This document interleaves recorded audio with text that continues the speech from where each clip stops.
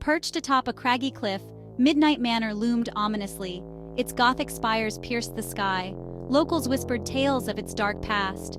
For centuries, it had been shrouded in mystery and intrigue. The manor's current owner was Reginald Blackwood, a reclusive millionaire. He rarely ventured beyond its iron gates. Rumors swirled about his eccentric behavior. Some said he was mad. Others claimed he was a genius. Midnight Manor had a reputation for hosting lavish parties. The elite of society clamored for invitations. Yet, strange occurrences often marred these events. Guests reported eerie noises and unexplained phenomena. Despite its sinister reputation, the allure of Midnight Manor persisted. It drew the curious and the ambitious. Little did they know, on one fateful night, its dark legacy would deepen further.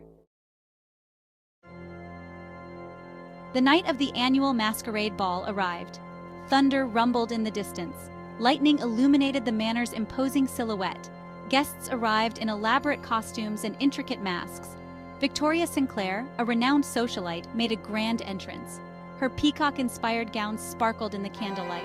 She moved through the crowd with grace and confidence. Little did she know, it would be her final performance. As the clock struck midnight, a blood-curdling scream echoed through the halls. Panic ensued among the masked revelers. In a secluded study, Victoria's body was discovered. Detective Inspector James Hawthorne arrived at the scene. He found Victoria sprawled across an antique desk. An ornate Venetian mask lay beside her, stained with blood. The murder weapon was nowhere to be found.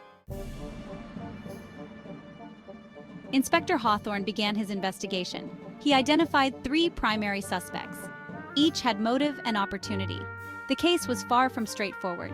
First was Reginald Blackwood, the manor's enigmatic owner. He was known for his volatile temper. Rumors suggested he and Victoria had a heated argument earlier that evening. His alibi was shaky at best.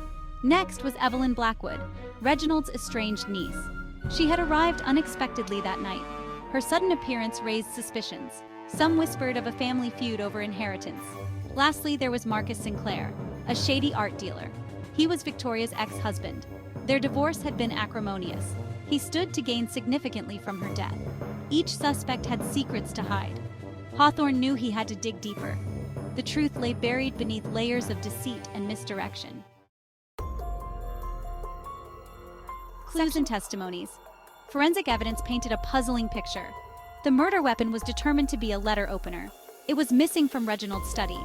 Fingerprints were found, but they belonged to multiple people. Witness testimonies were equally confusing.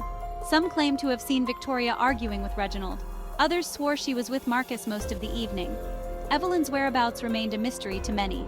A breakthrough came with the discovery of security footage. It showed a masked figure entering the study, but the costume concealed their identity.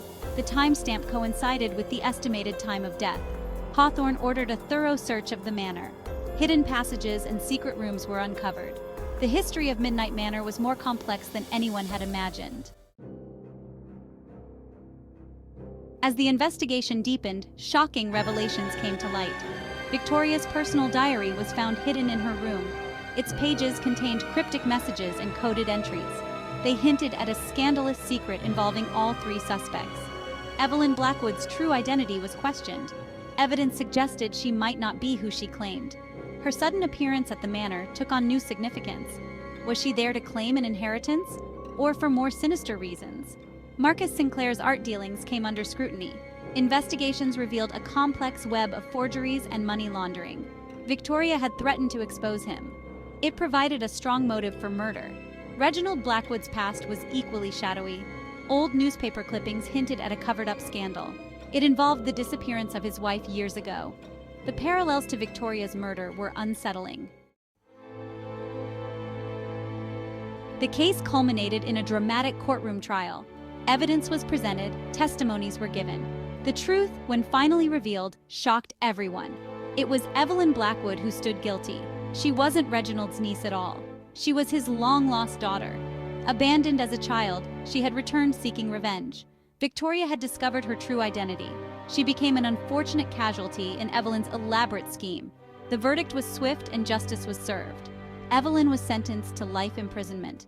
Midnight Manor, tainted by tragedy, was closed to the public. Its dark legacy served as a cautionary tale. Years later, the manor still stands, a silent sentinel on the cliff. It serves as a reminder. Beneath the glitter of high society, darkness can lurk. The case of the Midnight Manor murder remains a chilling mystery, never to be forgotten.